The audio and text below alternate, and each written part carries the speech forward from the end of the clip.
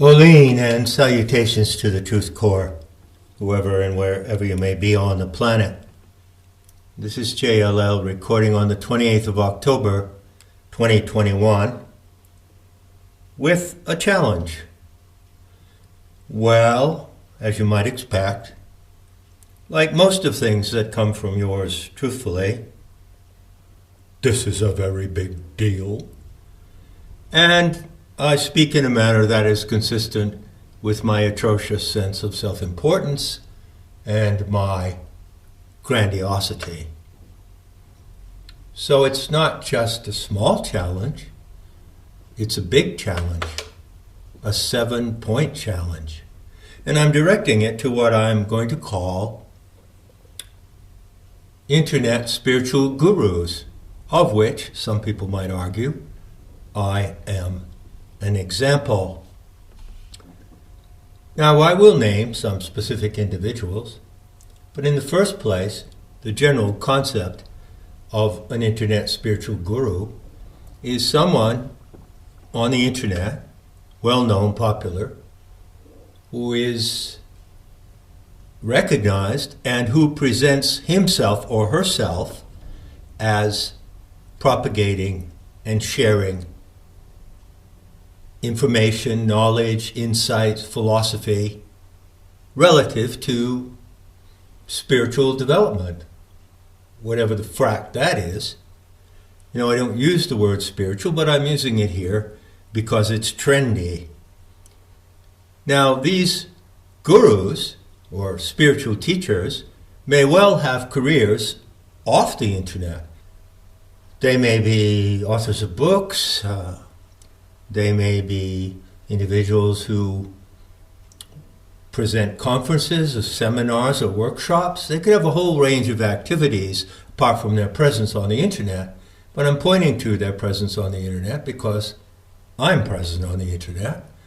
And I think you would agree that there's a certain category of known spiritual teacher who uses the internet as a medium to teach and to communicate, as I myself do, guilty as charged. So that's the general concept. And now I'll give you some examples. First one that comes to mind is Greg Braden, and you'll see I've used a photograph of Greg for the thumbnail. Oh, by the way, Greg, while I have your attention, I want to say I'm sorry about those sample hair products you left on my doorstep, but the neighborhood dog ate them. So he's pretty prominent, and his presence on the internet is a strong one. I would say he's in the upper echelon of spiritual teachers. And he has associations outside the internet with Gaia.com and Gaia TV. And so he has quite a career. Another name that comes to mind is my former colleague, Jay Widener, well known on many internet platforms. Now, if Jay's listening, I have this to say. In Amsterdam, in October 2008, you recorded video and audio of me running to something like 6 or 8 hours. I don't know where that material is. I never received copies of what you recorded. I have had hints that it is out there somewhere on the internet or excerpts from it. And I'd like to have that material. Also, I'd like to mention that the DVD you did based on that meeting in Amsterdam, called The Dawn of Planetary Tantra, is fundamentally incorrect in the way that it represents the Sophianic narrative. The way that you put it together makes it appear as if Sophia's plunge from the pleroma produced an accidental side effect, which was the human species. That is not true. It produced the archontic species. So I would like to know if that was an error, a mistake, or if it was deliberate. Simple question. So who else is in the gang? I don't know. David Wilcox, Simon Parks. I would consider Simon Parks to be more of a gubu than a guru. You might even include such people as Russell Brand. When I say spiritual teacher, I mean someone who presumes to talk about mysticism or metaphysics or aspects of ancient history such as secret teachings, secret doctrines, secret societies such as the Gnostics. Someone who talks in that vein and builds up their message drawing from that material. It's fair to say it's pretty obvious that they do so, correct? And the mystical and metaphysical aspects of what they teach can be prominent. And I would assume that the purpose of their teaching is to enlighten people or educate people about consciousness. What is consciousness? How does it work? And associated with that primary question, of course, is the question of origins. So what is the origin of consciousness, or the origin of humanity and the earth? So those are all questions and issues that go into the agenda of discussion of internet spiritual gurus. I'm happy with what I'm saying, and I'm confident that I'm not misrepresenting anyone here. Also, I might add, and this is an important addition, that the talking points frequently include the themes of archons, a word which I introduced into the discourse some years ago, ETs, UFOs, and also the subject of psychedelic experience and the use of entheogens and psychoactive plants for the purposes of cognitive experimentation. Obviously, the record shows I talk about all those things myself, don't I? So I'm putting us all in the same category in that respect. Although I don't call myself a spiritual teacher, I prefer to say visionary teacher. But you get the picture. So now, what's the challenge? What are the 7 points in the challenge that I am declaring in this talk? 1. Reveal yourself. Say something about how it all began, where it all began. What were the initial circumstances of your spiritual quest that led to the results you share with the world today? Talk about your childhood, of incidents that were decisive in setting you on your course. Talk about anything that has influenced you. Reveal the process that you've gone through to reach where you are today. Talk about the things that you worked through, what you discarded. What systems did you work through? What ancient teachings or systems of metaphysics did you study and practice, possibly even? What experimentation did you undertake personally in your life, in your early years, before you began to formulate the basis of what you have to say today? Reveal yourself. Talk about your sexual life. Talk about what sex means to you and how you view the gender binary. Reveal your sexual orientation. Are you heterosexual? Say something about how you regard the transgender movement and the ideology of transgenderism as a whole. Show yourself. in an honest and vulnerable way so that we can know something about you at that basic human level.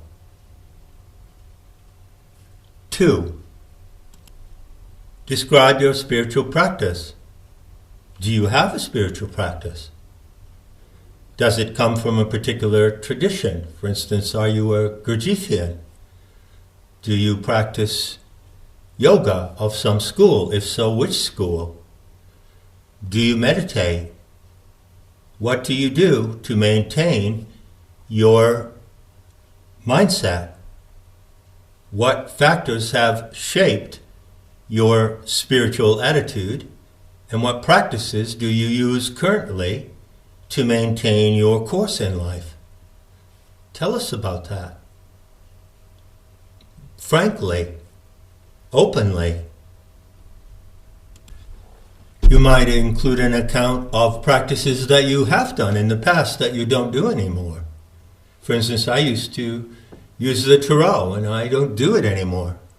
I used to use the I Ching, and I don't do it anymore.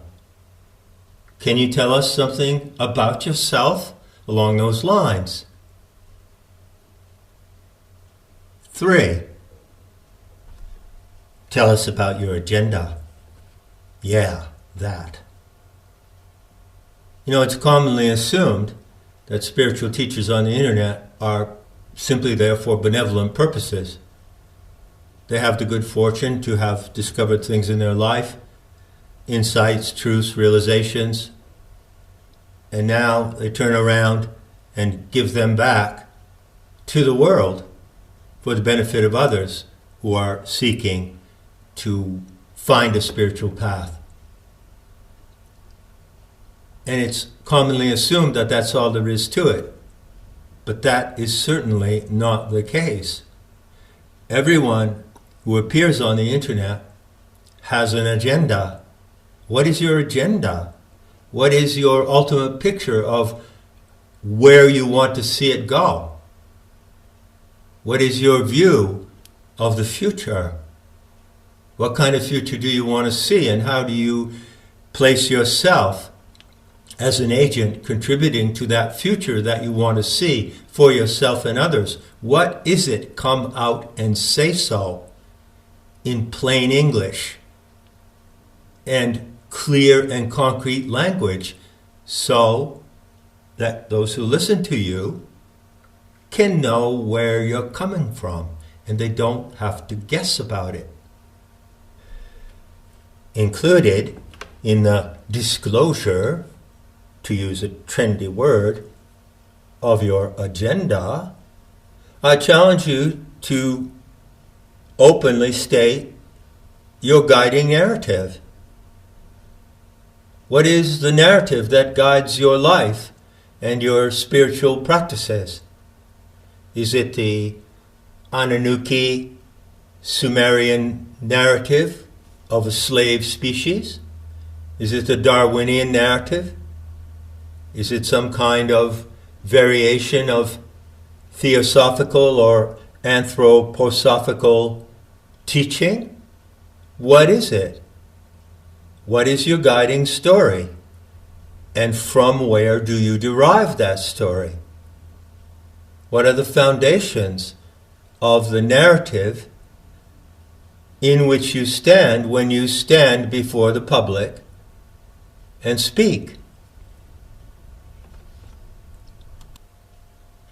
4. Tell us about your mistakes.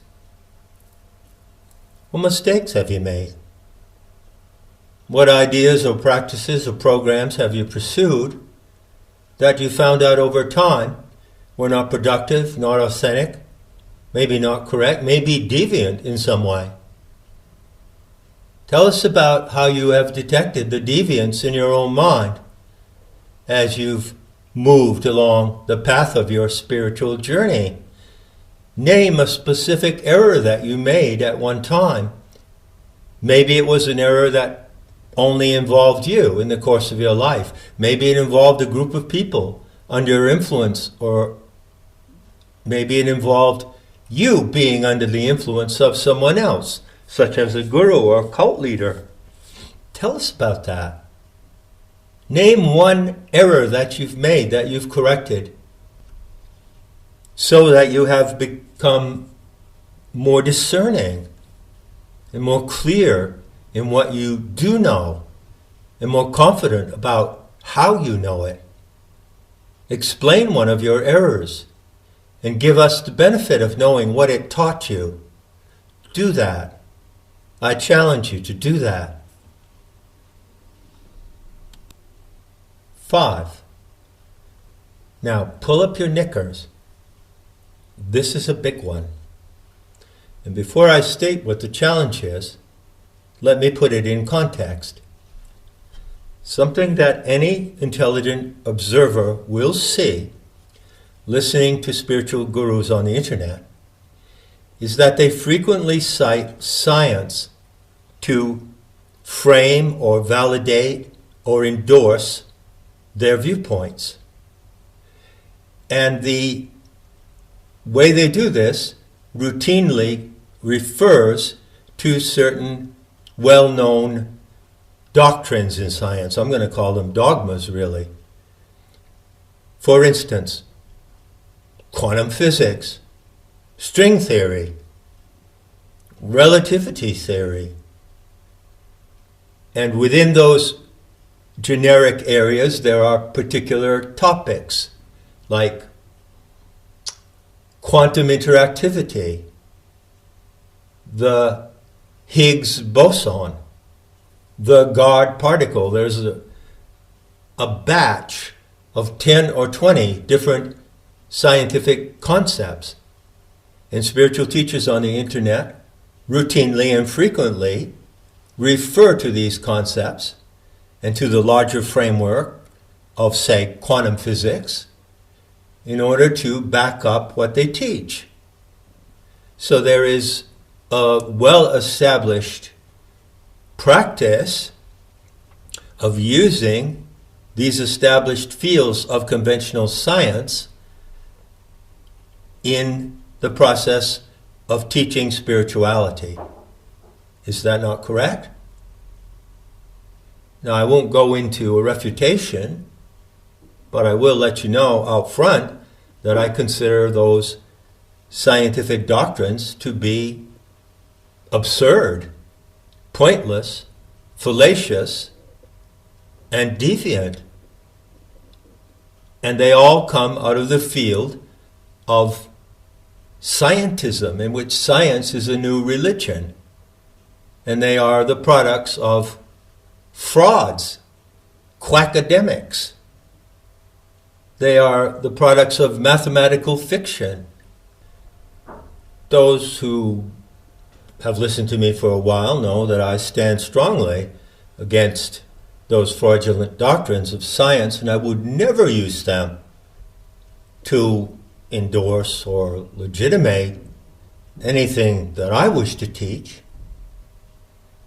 Instead, and in this case, it's such a beautiful word, instead, I use something else, and therein resides the 5th point of this challenge.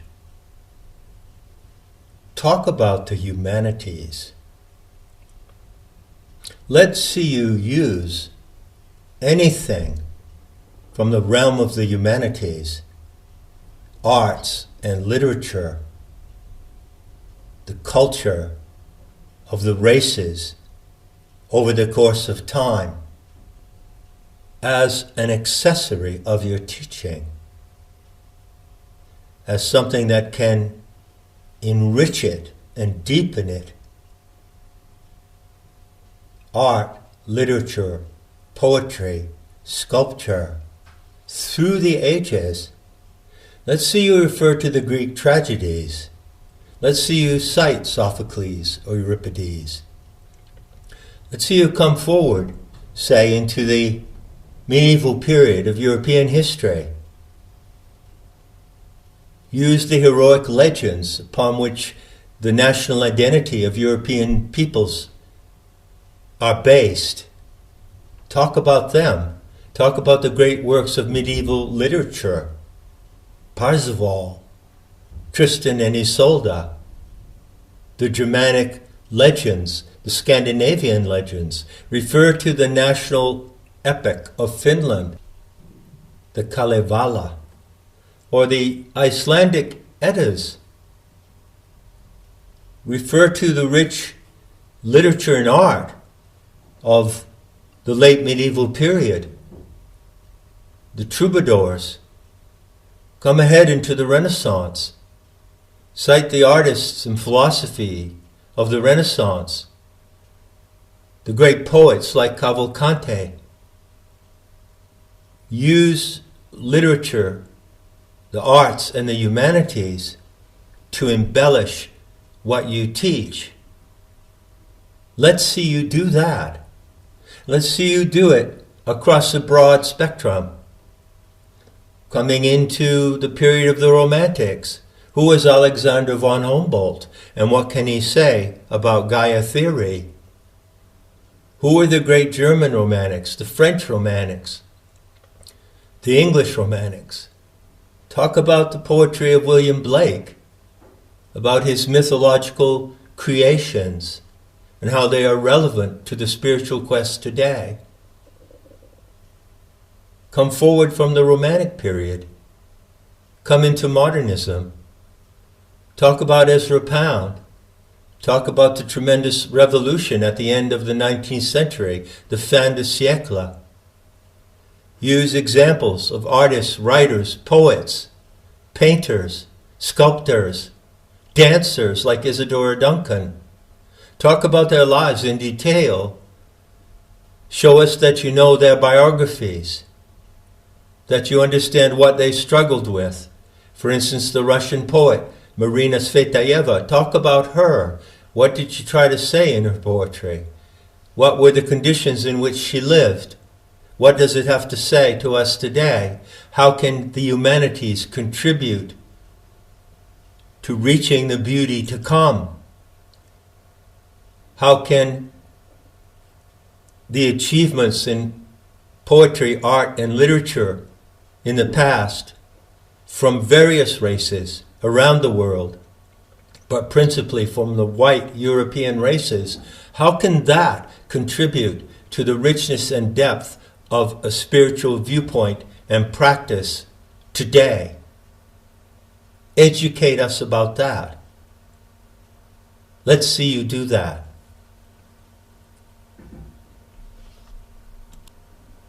Tell us something about the genre of the novel, about, say, Gothic literature. Explain how the novel emerged in the 18th century. Who were the primary exemplars of the first novels written in English and other languages?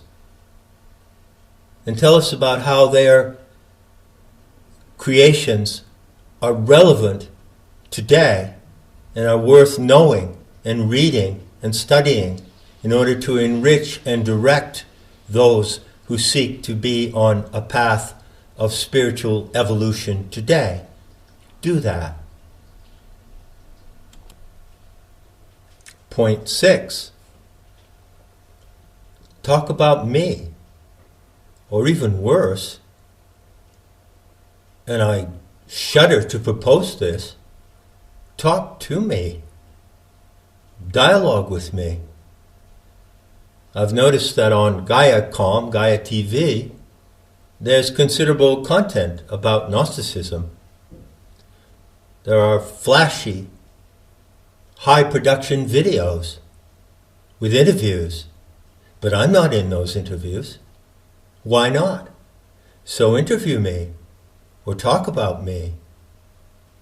Tell the world what you think about Non in His image.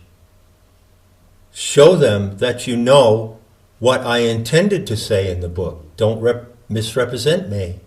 And then if you differ, if you have another view of Gnosticism that's different from mine, and I know you do, well, explain what it is. And maybe you can gain credibility by comparing your interpretations of Gnosticism to mine. It's a fact that there are two versions of Gnosticism floating around on the planet today. One is mine, and one is the other. in certain variations. While I'm at it, I'll get back to another specific individual, my former friend and colleague, Graham Hancock. Now, Graham Hancock is on record as talking about Gnosticism and giving his version of what it is. His interpretation, completely different from mine. Well, talk to me about it. Ask me about it. Or if you can't stand to talk to me, and many people can't, then say something about it to your public. Don't act as if you don't know that I exist and that Not in His Image was never published and has now been republished after 15 years. One of the claims in Not in His Image is that I point to the source of evil on this planet. And I identify what is called Zadik, which is the root of transhumanism and master race ideology. Would you care to say a few words about that, either pro or con? I'm sure your listeners would be fascinated by whatever you might say. And they might be even more convinced in the correctness of your spin on Gnosticism. Or, of course, there's a risk that they might not. Take the risk. Specifically, regarding the spin on Gnosticism that's coming from Graham Hancock, well, I have this to say. And Graham, if you're listening, this is your old friend talking. It appears that you've come out with a new book, which is called The Divine Spark.